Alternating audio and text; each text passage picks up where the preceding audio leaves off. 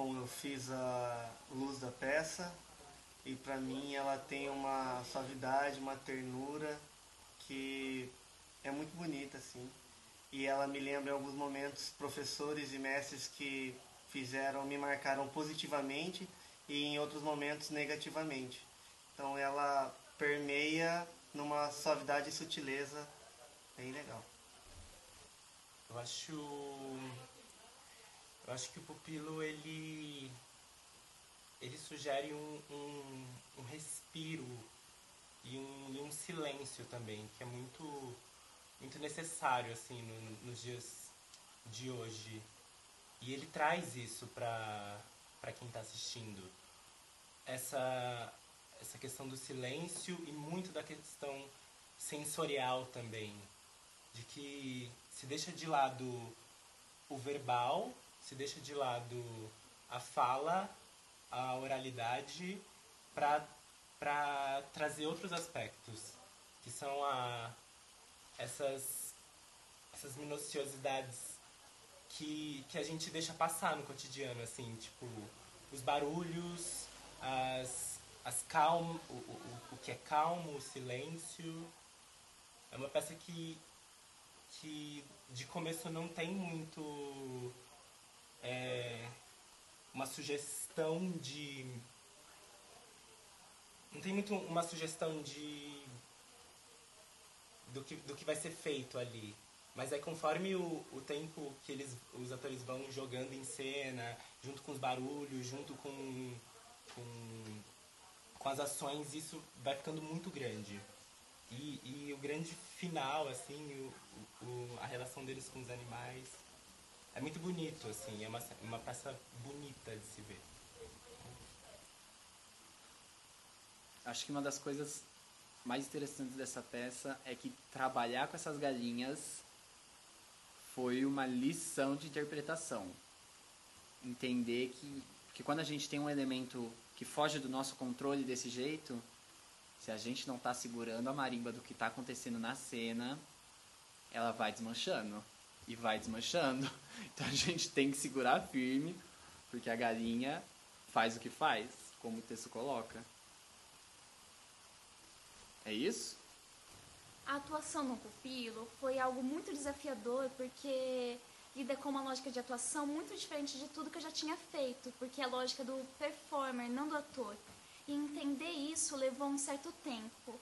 E entender a questão da presença, né, desse preenchimento do vazio, isso foi muito difícil. E também a coisa mais incrível desse processo foi entender outras lógicas de atuação. E quando isso acontece, a gente consegue transformar a obra quase num quadro que se move mesmo, que cria imagens. E eu acho que essa é a coisa mais importante dessa peça. A escolha desse texto veio da proposta do grupo de trabalhar com o estudo do movimento. Em resposta a isso, a diretora trouxe a sugestão da temática do poder e, com isso, esse texto em específico. E logo deu para sentir o desafio que era dar vida à radicalidade que o texto já traz e que a nossa diretora também pede, de como isso tem a ver com a exposição que é causada pela disposição dos corpos no espaço sem o apoio de um texto verbal. E como isso exige uma entrega muito diferente da que a gente já tinha trabalhado até então. Exige um detalhamento, uma precisão muito diferente do que a gente já tinha visto.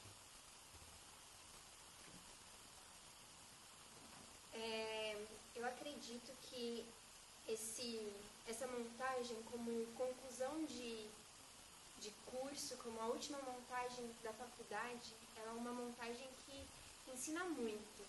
Que ela ensina mais que ator sempre acerta, que um ator maduro sempre está certo. Ela ensina que um ator experiente tem que ter muita paciência, tem que lidar com os erros da maneira mais calma e serena possível. Isso foi uma coisa que a peça ensinou a gente durante todo o semestre. Então, o bonito do mito é que ele é tão antigo, mas o mais bonito ainda é que ele é tão atual, né? Ele é tão cotidiano, eu acho essa peça muito cotidiana. E, ao mesmo tempo, ela nos faz refletir sobre essa roda da vida, né? Do tempo que se esvai e volta. E quando as duas atrizes aparecem molhadas em cena, para mim é uma nova vida, um recomeço, com novas perspectivas, com renovação da terra, e isso é o que mais me fascina.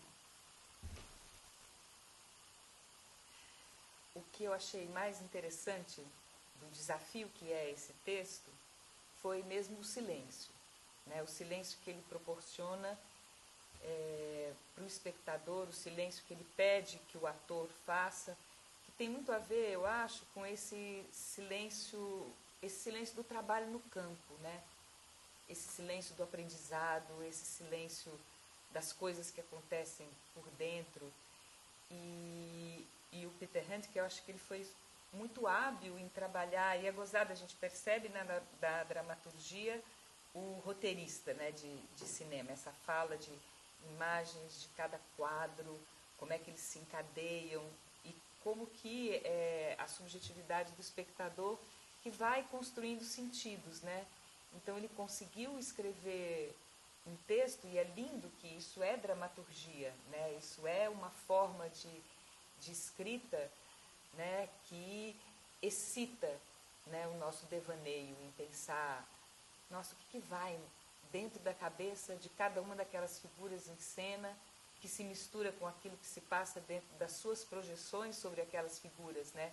Então, o que eu tentei fazer foi mesmo uma estrutura que fosse leve e silenciosa o suficiente para absorver a imaginação, para absorver a projeção de cada espectador.